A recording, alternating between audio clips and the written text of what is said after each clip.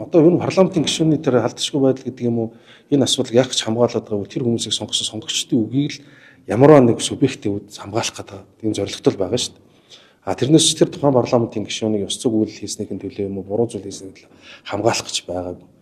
Тэгэхээр үнэхээр нэг талдаа энэ сонгогчдын ирэх шиг цалаа өгсөн сонгогчдын ирэх шиг хамгаалагдахгүй гэдэг.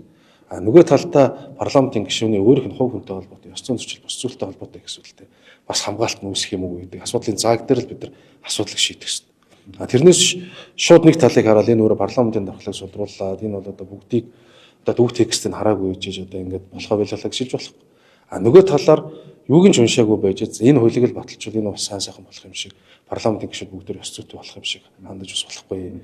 Тэгэхээр ерөөс энэ дээр бол өргөн хэмжээний хилцүүлэх хийх хэрэгтэй. Парламентын гишүүд аль аль хуулийнх нь одоо төсөл өргөн байраад ороод ирэх юм. Тэр хуулийн төслүүдийг үзэж байгаа. Аль хэсэг нь дэвшилттэй байна, аль хэсэг нь болохгүй байна гэдэг дээр харж байгаад энэ дээрээс шийдэл гаргах гэхээс одоо бол би гайхаад байгаа тийм дүгнэлт хийж байгаа хүмүүсийг үндсүүл зөрчсөн байж болцсохгүй гэж асуудлаас гарч яригдж байгаа.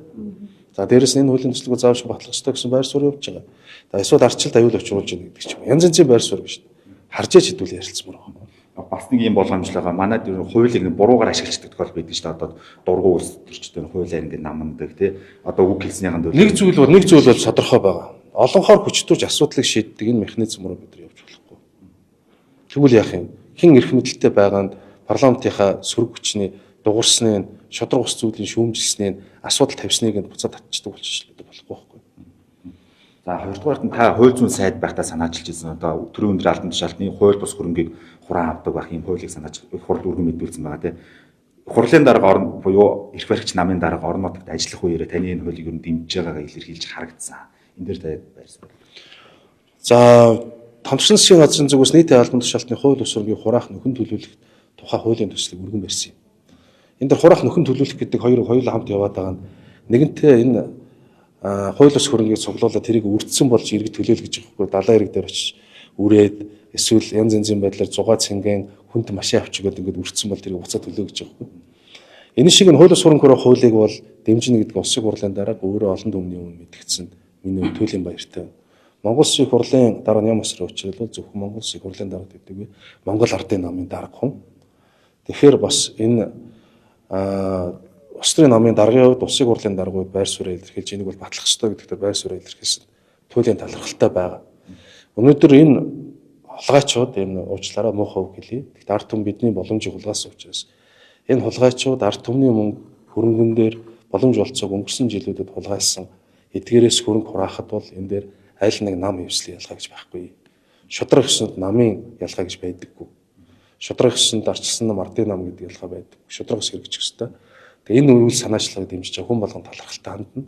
Тийм учраас Монгол Ардын намын дарга, Монгол Улсын хурлын дарга ням усрын учрал энэ нийтийн албан тушаалтны хууль бус хөрөнгийг хураах хуулийн төслийг дэмжиж жагаад олон түмэн үг хэлсэн хувьдаа бол энэ асуудлыг санаачилж олон жил араас нь явж байгаа нь туйлын баяртай. Нийгэмд бол олон нийт бол угаасаа дэмжиж байгаа шүү дээ. Хууль бус хөрөнгө хураана гэхээр гол нь улс төрийн хүрээнд гишүүдийн дэмжлэг хэр байх нь бол ялангуяа дана арчилсан намын гишүүд бол өнгөрсөн намрын жолооны хүрээний хуулийг дэмжихгүй байгаа ч байр суурь бол. Тийм тэгэхээр ер нь бол одоогийн улсын хурлын гишүүдийн 80% шинэ гишүүд. Би бол шинэ гишүүдтэй бол маш их найдаж байгаа. Одоо Элдэн онзын одоо 2 жил өнгөрч байна. Тэгээ энэ хугацаанд хууль бусаар хөрөнгөчөөд айцтай энэ төр болцсон байгаа биш байх гэж найдаж байгаа. А нөгөө талаас улсын хурлын орж ирээд хилцүүлэг нь яваад ирэхээр энэ ямар утга учиртай юм гэдгийг ойлгоход нь. Энэ ямар зорилготой вэ гэдгийг харагдана. Хувийн гишэлтэй ямар ч хамаагүй гэдгийг харагдана. Ингээд ирэхээр энэ чинь дайын дэлхийн зарчим байхгүй Монгол улсад л ингээд яваад байгаа болохоос биш. Энэ чинь дайын дэлхийн зарчим. Тэгэхээр энэ дайын дэлхийд даяар мөрдөж байгаа энэ зарчмыг Монгол улсад хэрэгжүүлэхэд татгалзах ус төрж гарахгүй болов гэж. Татгалзах ус төрчдийг би хэлэх шалтгаан юм мэдчихэв. Одоо энэ хууль чинь байгаа штэ гэдэг юм ярих байхгүй байсан бол өнгөрсөн жилүүд яаж хураах вэ? Одоо тэгвэл ягаад юм олон хууль ус хөрөнгөтэй хүмүүс яваад хууль хугацаанд дууссан гэдэг үндслээр хэрэг шалгаж жагаад өршөөлөл гарсан гэсэн үндслээр өршөгцийн олон хүнд хариуцлага тооцчих байсан гэдэг асуудал яригдана. Тэгэхээр энэ удаагийн улсын хурлын чуулганаар би бол энэ харагдах байхаа хэн хаана байгааг, хэн аль талдаа байгааг, хэн найзтай байгааг, хэн ард түмнийхээ талд байгааг харагдах байхаа л гэж бодож байна.